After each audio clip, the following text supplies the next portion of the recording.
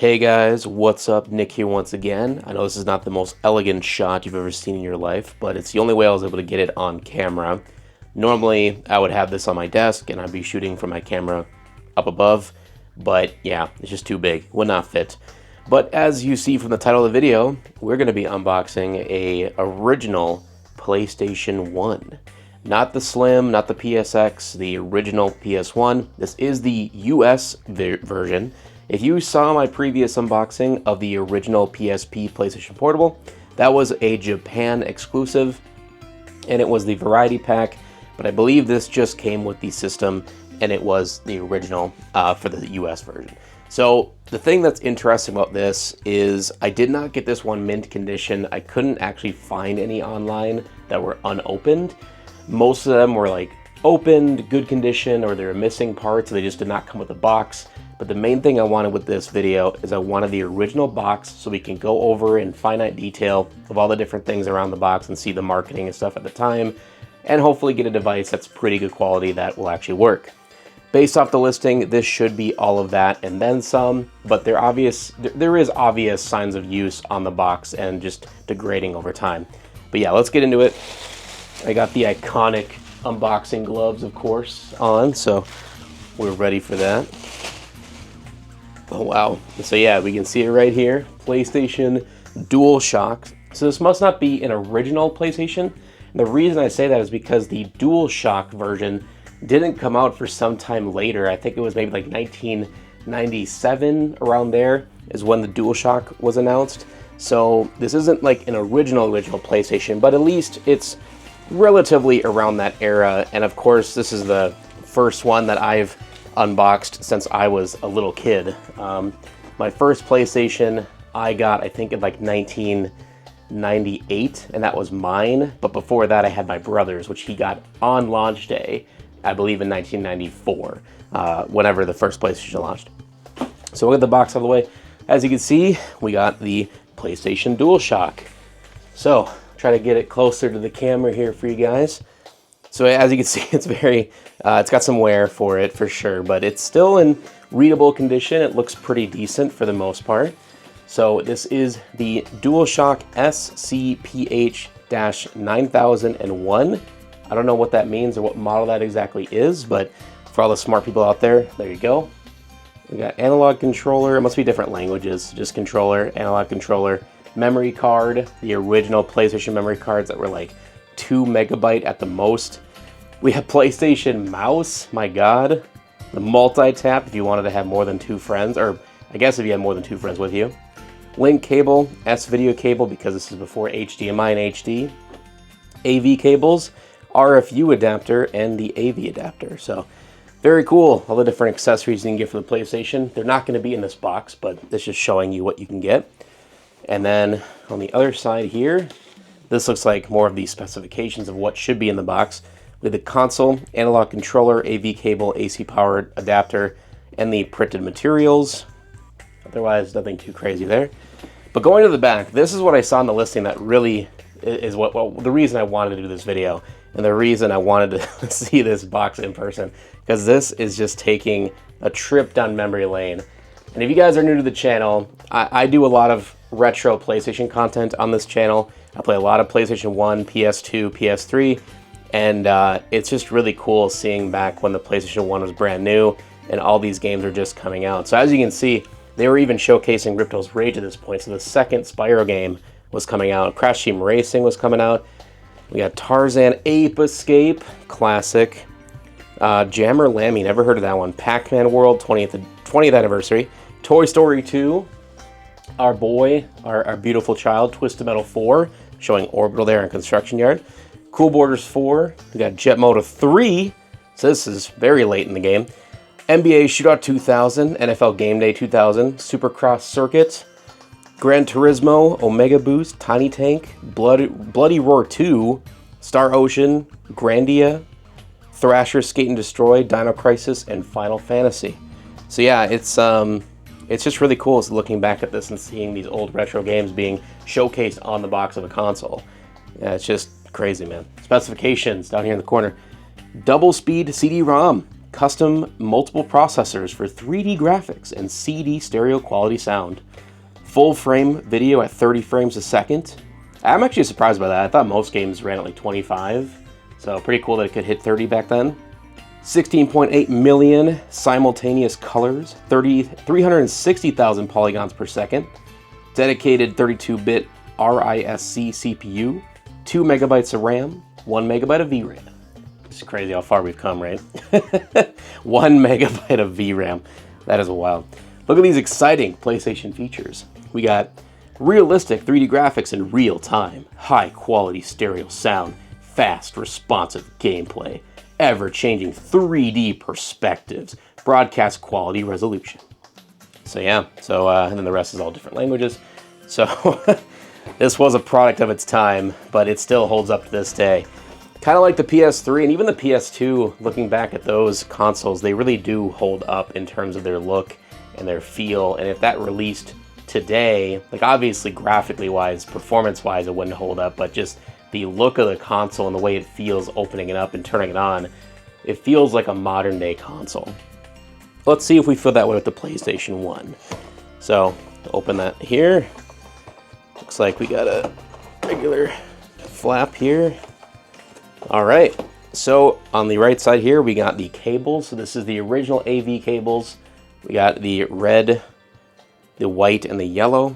So let's see. Oh, and the power cable on this side too. Proprietary power cable, but it is US, which is nice. So yeah, this is the original PlayStation branded cables.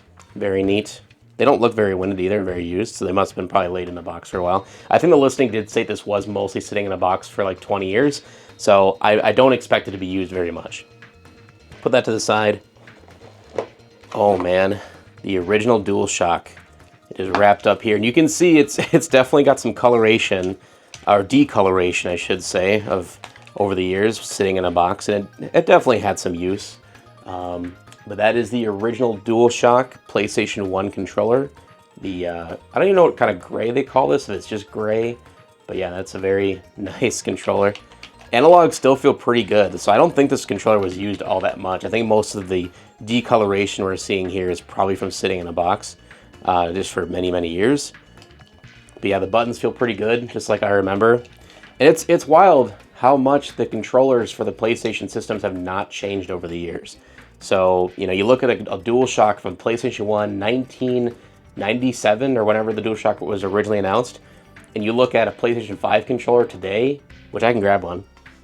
We got a PlayStation 5 controller, and you can see, like, color-wise, obviously, pretty big difference. And we also now have the touchpad, but everything else is relatively the same. Maybe just a little bit different layout of the DualShock sticks, but otherwise, like, it's relatively the same. So I would say probably jumping from the PS3 to the PS4 was the biggest difference. And then you got the PS5, which is a little evolution of the PS4 controller. But yeah, I would say it's pretty cool to see where Sony has come from and, you know, how far they've come, but also at the same time really stuck to the roots. And if it ain't broke, why fix it? So I applaud Sony for doing that. So yeah, that's the DualShock controller. Nothing too crazy on the back there. It is corded. There was no batteries back then, no lithium-ion recharging or anything. So you were stuck within feet of your console. The good old days. Put that to the side. Let's see, we got some documentation. So these are the original manuals, I guess, that came with it.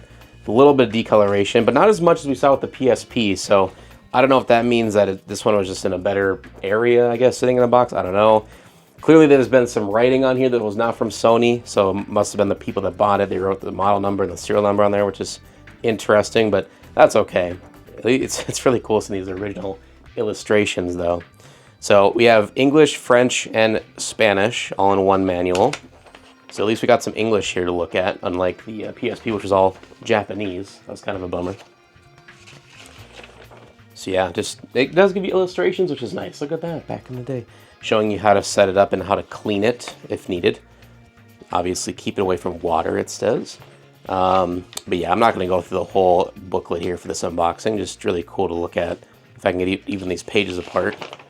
So yeah, table of contents, all the goodies there. But yeah, just super cool. Just, you know, lost in time basically. you don't really see manuals anymore. I mean, you're saving trees, so I can't really complain. But yeah, when you open a new console these days, it's pretty much just like one little pamphlet with a website on it. So kind of cool. Get this protector out of the way, and oh man, I see her. I see her. Here she is, the original PlayStation 1. Honestly, not bad shape. The pictures look pretty good too from what I saw. I could probably clean it up a little bit. There's a little bit of some like residue on it, or some fingerprints probably over the years. But all around, from what I could find on eBay for the price, I got this for about 150 bucks. I would say for the price, this is a pretty good deal, especially coming with the original box, because so many of them were just the system, like no power cable, no controller, no box, nothing, and they were going for like 120. So I figured for like 20 bucks more, in this pristine of condition with that box, I think that's priceless in my opinion. The back actually looks really good. This looks like it wasn't really used all that much. So yeah, we got the PlayStation AC 120 volts. This is the SCPH-9001 series. So, as stated before, this is a later edition of the PlayStation line. It wasn't the original, like, launch date ones, but probably some fixes came down the line as well with the DualShock release. Maybe some, like, cooling elements and stuff were added. I always thought as a kid these side rails were, like, actually grills for the, like, cooling, but I don't think they are. Maybe they are. Maybe there are slots in there. Yeah, actually, when you really look in there, there actually is holes. So, it is for ventilation. So, I was right. I wasn't actually a stupid little kid, even though I actually was. So yeah, there is ventilation on the sides, which is cool. It's not just an aesthetic thing. You have all the ventilation on the bottom. Then you go to the back, we have the serial input, AV multi-out, and the AC in for the power. Not a whole lot of connectors. It's kind of funny seeing a console with only like 3 connectors, where in the future now we have like 32, it feels like, and you have so many USB ports and all that good stuff. Coming to the front, we have the slot 1 and slot 2 for player 1, player 2. You have your own dedicated memory card slots as well. And then on the top, of course, we have the disc tray. We have the power button, the reset switch, and the disc tray open button. Let's see if it actually works. Oh man, that mechanical open tray, dude. That just, it's weird. It's mechanical, but it feels like electronic, which is how smooth it is, even 20 plus years later. That is wild. Wow, still amazing. Perfect condition. The sensor looks very good, looks barely used. Again, I think a lot of this was probably just sitting in a box for many years. I doubt they really played it. Let's put a disc in there and just see what that looks like in the console. All right, so I went and grabbed one of the best games that you can get on the PlayStation 1. We have Twisted Metal 3. Say what you want, haters. All right, so we got the disc in there. You can see it spinning. Obviously the console is not on right now, but there she is. So that is the PlayStation 1.